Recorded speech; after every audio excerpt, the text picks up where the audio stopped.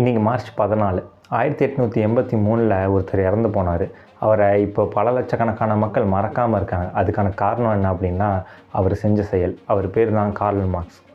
அவர்னால தான் கம்யூனிசம் அப்படிங்கிறது உருவாச்சு.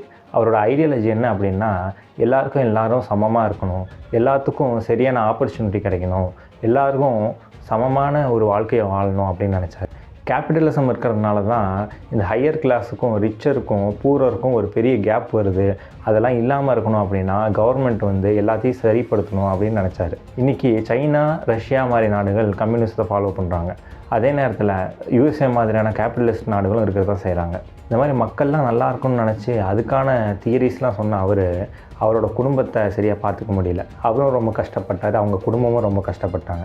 அவங்களோட மனைவிக்கும் அவருக்கும் இருந்த காதலை பற்றி நிறைய பேர் பேசுவாங்க. அவரோட மனைவி பேர் என்னென்னு தெரிஞ்சால் மறக்காமல் கமெண்ட்டில் சொல்லுங்கள். இது டுடே இன்ஸ்டிங்கிற சீரீஸில் டே 33. இந்த மாதிரி தெரியாத விஷயத்தை தெரிஞ்சுக்கணும்னு நினச்சிங்கன்னா நம்ம யூடியூப் சேனலை சப்ஸ்கிரைப் பண்ணிக்கங்க, நம்ம ஸ்டைலியாக ஃபாலோ பண்ணிக்கோங்க. மறக்காமல் இந்த வீடியோ உங்களுக்கு பிடிச்சிருந்தா மறக்காமல் லைக் பண்ணுங்கள்.